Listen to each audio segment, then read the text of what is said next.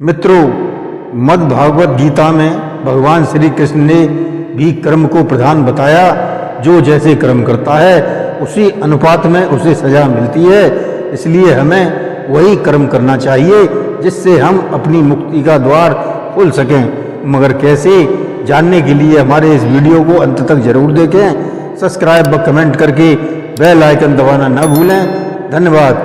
नमस्कार, मैं Ranveer Singh lotus entertainment में आपका हार्दिक स्वागत करता हूं। मित्रों, प्राचीन काल की बात है। एक आदमी था जो बहुत ही बूढ़ा व कृशकाय था। वृद्ध होने के कारण वह कोई कार्य नहीं कर पाता था। बेचारा पता नहीं किन कर्मों की सजा भुगत रहा था। अपनी जीविका को चलाने के लिए घर घर जाकर और भीख मांगकर अपना गुजारा करने पर मजबूर था। वह भिखारी हर रोज एक दरवाजे पर जाता और भीख के लिए आवाज लगाता, और जब घर का मालिक बाहर आता तो उसे बहुत गंदी गंदी गालियां और ताने देता और बोलता, मर जाओ, कोई काम क्यों नहीं करते, जीवन भर भीख मांगते रहोगे। हमने क्या यहाँ पैसों का पेड़ लगा रखा है या खैरात बांट रहे हैं जो रोज सुबह मुंह उठाकर चले आते हो।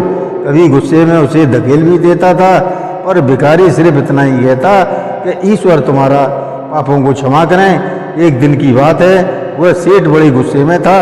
शायद आज उसे व्यापार में घाटा हुआ था। वह भिखारी उसी समय भीख मांगने आ गया तो गुस्से में सेठ ने एक पत्थर उठाकर भिखारी को मार दिया, जिससे चोट लगने के कारण भिखारी के सिर से खून बहने लगा। फिर भी उसने सेठ से कहा, ईश्वर तुम्हारे पापों को क्षमा करें, और वहाँ से जाने लगा। जब सेठ का गुस्सा थोड़ा कम हुआ तो वह सोचने लगा कि मैंने उसे पत्थर मारा, फिर भी उसने मुझे दुआ दी। इसके पीछे क्या रहस्य है? जरूर इसके जीवन में कुछ ऐसी घटना घटित हुई है, इसलिए इसे जानना पड़ेगा। इतना सोचकर सेठ भिखारी के पीछे पीछे चलने लगा। अब भिखारी जहाँ भी जाता सेठ उसके पीछे पीछे पहुँच जाता। कहीं तो उसे भीख मिल जाती तो कहीं उसे पिटना भी पड़ता था। लोग उसे जलील करते, गालियां देते, पर भिखारी सिर्फ इतना ही कहता कि ईश्वर तुम्हारे पापों को क्षमा करें। अब अंधेरा हो चला था। भिखारी अपने घर लौट रहा था। वह सेठ भी उसके पीछे था। भिखारी जैसे ही अपने घर पर पहुंचा, एक टूटी फूटी चारपाई पर एक वृद्धा सो रही थी जो उस भिखारी की पत्नी थी। जैसे ही उसने पति को देखा, उठ खड़ी हुई और भीख का कटोरा देखने लगी।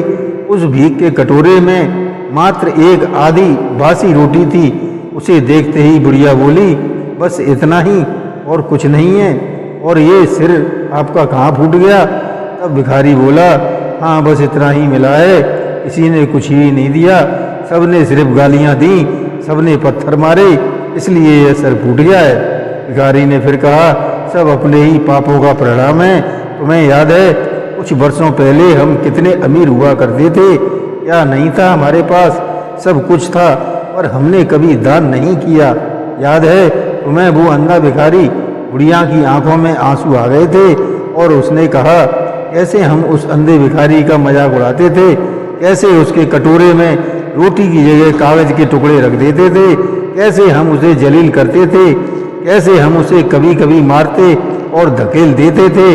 अब बुढ़िया ने कहा, हाँ सब याद है मुझे, कैसे मैंने उसे राह नहीं दिखाई और घर के बने नाले में गिरा दिया था। जब भी वह रोटियां मांगता मैंने सिर्फ उसे गालियां ही दी। एक बार तो उसका कटोरा तक फेंक दिया था, और वो अंधा भिखारी हमेशा कहता था, तुम्हारे पापों का हिसाब ईश्वर करेंगे, मैं नहीं। आज उस भिखारी की बद्दुआ और हाय हमें ले डूबी। फिर भिखारी ने कहा, पर मैं किसी को बद्दुआ नहीं देता, चाहे मेरे साथ कोई कितना भी ज्यादती कर दे, मेरे मुंह पर हमेशा दुआ ही रहती है। मैं अब नहीं चाहता कि कोई और इतने बुरे दिन देखे।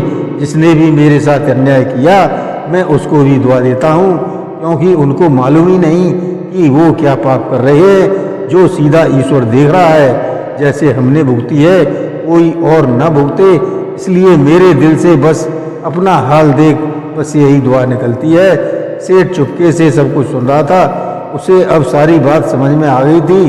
दोनों पति पत्नी ने आधी रोटी को मिल बांट कर खाया और माया प्रभु की है यह कहकर सो गए। अगले दिन वह भिखारी भीख मांगने सेठ के यहाँ गया। सेठ ने पहले से ही रोटियां निकाल कर रखी हुई थी। उसने भिखारी को दी और हल्की मुस्कान भरे स्वर में कहा, माफ करना बाबा, गलती हो गई। भिखारी ने कहा, ईश्वर तुम्हारा भला करें, और वो वहाँ से चला गया। सेठ को एक बात समझ में आ गई थी, इंसान तो बस दुआ बद्दुआ देते हैं, पर पूरी तो वो ईश्वर ही करता है, वो भी कर्मों के हिसाब से। अब यह देखते हैं इस कहानी से हमें क्या सीख मिली। इस कहानी से हमें यह सीख मिली है कि कैसे हमारे कर्म हमें किस तरह की जिंदगी जीने पर मजबूर कर देते हैं। इसलिए जीवन में हमेशा अच्छे कर्म करो, कभी किसी का बुरा मत करो। ईश्वर आपकी खुशियों को बनाए रखे, बड़े बड़े दुख मुसीबत आपके जीवन से टल जाएं। जय श्री कृष्ण।